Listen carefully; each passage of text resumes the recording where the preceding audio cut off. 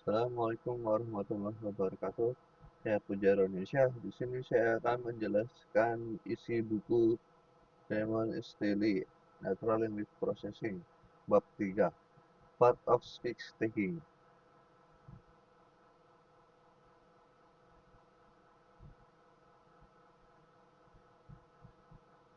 Part of Speech Tagging atau sering disebut sebagai pelabelan kelas kata adalah sebuah proses komputasi untuk menandai setiap token kata dalam teks secara otomatis dalam label gramatikal yang sesuai, seperti kata benda, kata kerja, atau kata sifat. Pelabelan ini tidak bisa dilakukan hanya dengan melihat kamus statis, melainkan wajib menganalisis perilaku kata itu dalam konteks kalimatnya. Post-tagging bertindak sebagai fondasi awal yang sangat krusial sebelum komputer melangkah ke tahap pemahaman bahasa yang lebih tinggi. Berbagai aplikasi NLP sangat bergantung pada post-tagging. Yang pertama, sintaksis dan parsing. Mengetahui kelas kata adalah syarat mutlak bagi komputer untuk bisa menyusun pohon hubungan subjek-objek. Yang kedua, text of speech. Membantu komputer mengucapkan kata yang punya ejaan, namun kelas katanya berbeda. Contoh dalam bahasa Indonesia, kata tahu sebagai makanan diucapkan dengan intonasi yang berbeda dengan kata tahu sebagai aktivitas mengerti. Yang ketiga, informasi retrieval. Membantu mesin pencari menyaring kata kunci fungsional penting dan membuang kata pelengkap yang tidak bermakna.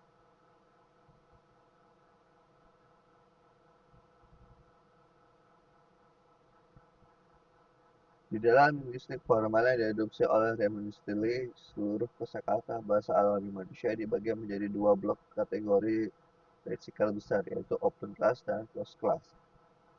Yang open class word disebut kelas terbuka karena jumlah anggotanya tidak terbatas dan terus bertambah secara dinamis seiring perkembangan teknologi, zaman dan budaya masyarakat.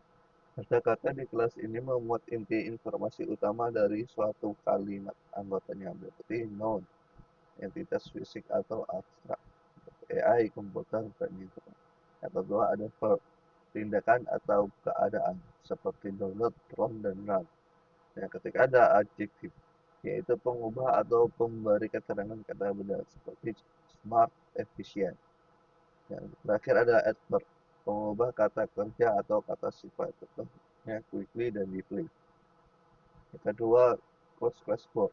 Disebut kelas tertutup karena jumlah anggotanya bersifat tetap, kaku, dan hampir tidak pernah bertambah dalam sejarah evolusi bahasa. Kata-kata ini berfungsi sebagai teman sepaket struktur kalimat agar memenuhi kaidah tata bahasa yang sah. Anggotanya meliputi preposition, preposition, menandai hubungan posisi atau waktu, seperti on, under, at. Yang kedua ada pronoun, menggantikan kata benda seperti she, they, it. Yang ketiga ada determiner, membatasi sifat kata benda seperti the, a, and this. Yang terakhir ada conjunction, menyambungkan klausa seperti and, but, because.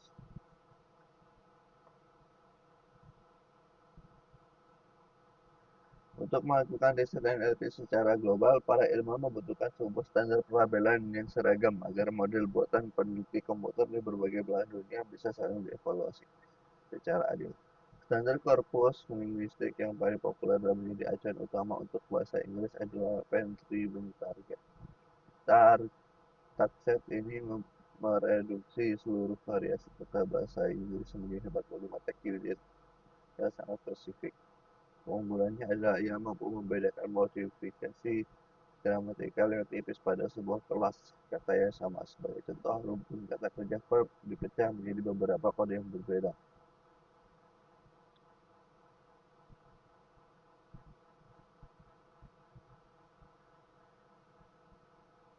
Tantangan terbesar yang membuat aplikasi post-trigger otomatis menjadi sangat sulit bagi para programmer adalah fenomena ambiguitas kata. Banyak sekali kosakata dalam bahasa alami manusia yang punya ejaan yang sama, namun kelas katanya bisa berubah total bergantung di mana ia diletakkan dalam kalimat. Contohnya, read this book.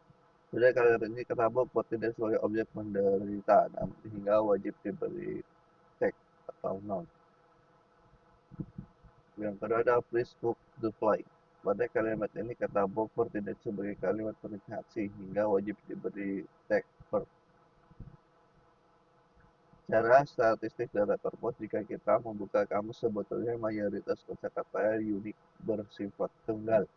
Namun 11,5% kosakata yang memakai ganda itu justru merupakan kata-kata super populer yang paling sering dipakai berulang kali dalam kalimat sehari-hari.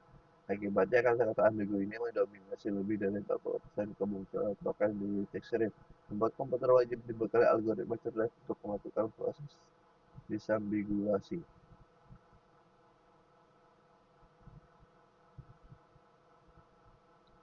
Sepanjang sejarah perkembangan ilmu NLP, para peneliti mengandalkan tiga paradigma arsitektur utama untuk membangun sistem pelabel kelas kata otomatis. Satu, ada rule-based trigger. Pendekatan paling awal, algoritma ini memakai kamus kosakata raksasa untuk melihat semua daftar potensial dari suatu kata. Kemudian menerapkan ribuan baris aturan kaku yang ditulis manual oleh pakar bahasa untuk mengeliminasi tag yang tidak cocok dengan kata-kata. Lalu ada stochastic.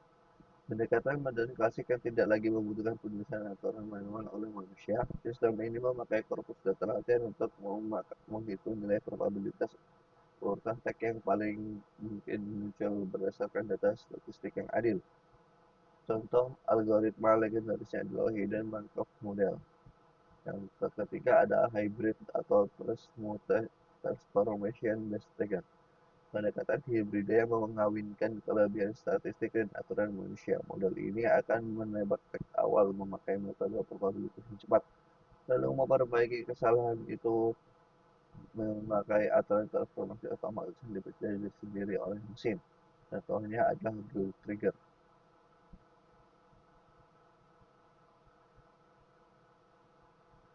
Hidden Markov Model adalah sebuah kode statistik yang sangat sukses diterapkan untuk tugas penundaan sekuensial seperti post-tagging. Filosofi dasar HMM memandang kalimat sebagai sebuah sistem dua lapis. Yang pertama ada observable state. Rangkaian kata-kata mentah yang tertulis secara fisik di teks dan dengan filtering kita. Komputer bisa melihat komponen kata ini secara langsung. Lalu ada hidden state. Rangkaian label kelas kata yang berada di balik kata itu komputer tidak mencetak ini secara langsung, melainkan harus menebaknya dari balik bayangan kata teramati. Untuk melakukan tebakan akurat, HMM bersandar pada dua pilar probabilitas utama yang dieksekusi dari korpus. Yang pertama ada emission probability. Peluang sebuah kata konkret dipancarkan dari suatu teks tersembunyi. Contohnya, seberapa besar peluang kata book muncul jika kondisi tersembunyi adalah kata kerja. Yang kedua, transisi probability. Peluang perpindahan dari suatu teks tersembunyi ke teks berikutnya mengikuti prinsip Markovigram. Jika menghitung seberapa sering sebuah teks muncul setelah teks lain tertentu. Contoh di dunia teks kata benda non punya peluang transisi yang sangat tinggi untuk muncul tepat setelah teks kata sifat.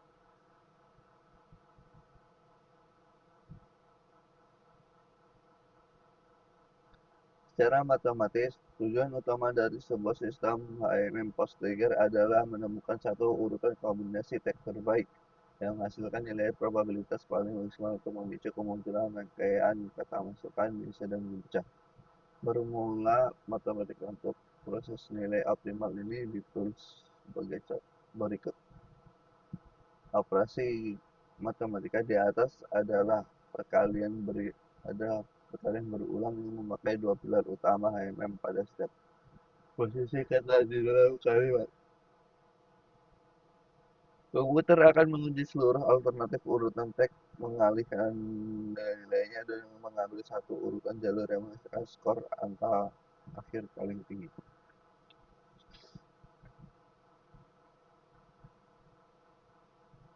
Jika kita mencoba menyelesaikan persamaan matematika HMM di atas memakai metode pencarian manual satu persatu, kita akan menghadapi tembok keterbatasan komputer. Jika sebuah kalimat punya panjang 10 kata dan target kita punya 45 pilihan teks, maka jumlah kombinasi jalur yang dihitung adalah 45 per banding 10. kemungkinan jalur ini. Ini adalah ledakan kombinasi eksponensial yang akan membuat komputer mati seperti itu.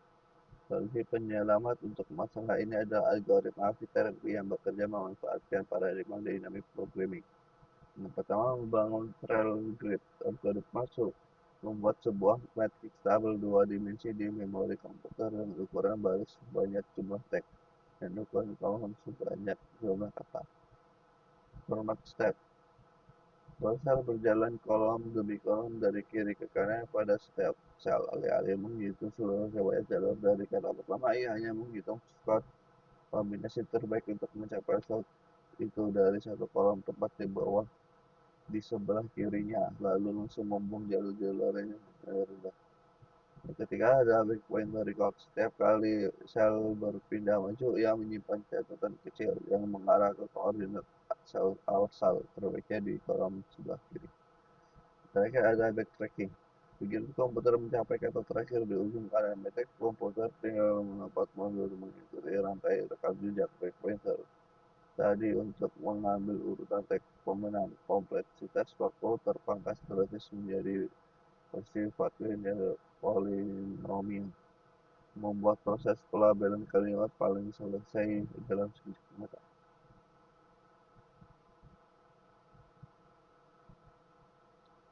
Sebagai alternatif dari model HMM yang penuh dengan hitungan angka desimal probabilitas yang rumit, Eric Friel menciptakan sebuah algoritma cerdas bernama Trial Trigger atau Trace Multiple Learning. Algoritma ini bekerja mengikuti filosofi cara belajar manusia yang memperbaiki kesalahan secara bertahap melalui umpan balik. Mekanisme kerja Trial Trigger dibagi menjadi dua iteratif. Tahap pertama, pembelaan primitif naif.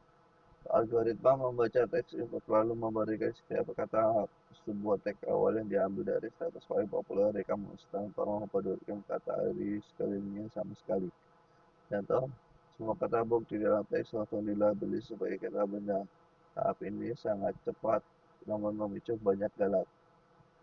Tahap 2, penerapan aturan koreksi.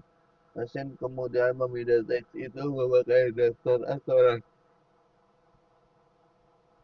Aturan transformasi kontekstual yang telah dipelajari secara otomatis dan terlatih untuk mengubah teks yang salah.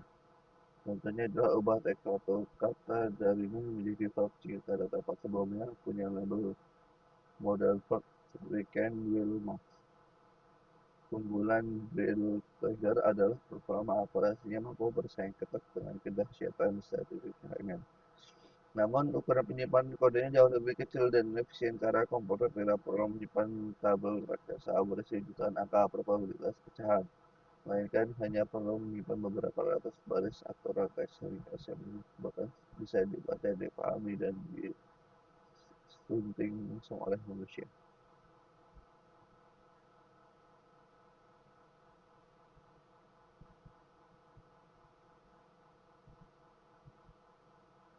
Tahap akhir dari pembuatan post-Tiger adalah menguji kualitas hasil labelannya memakai data uji yang belum pernah dilihat oleh mesin saat latihan.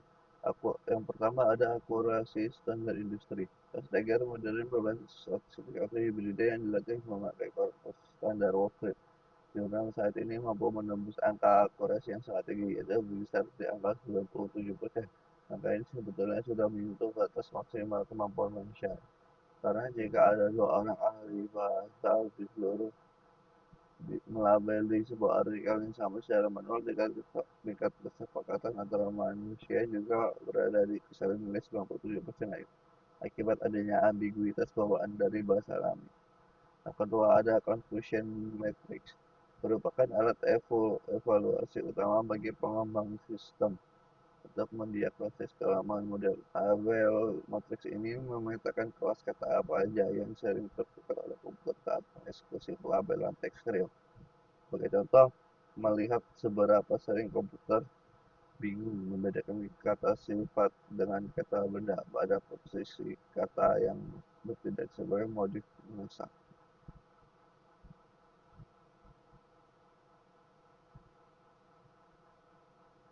Sekian dari penjelasan dari saya.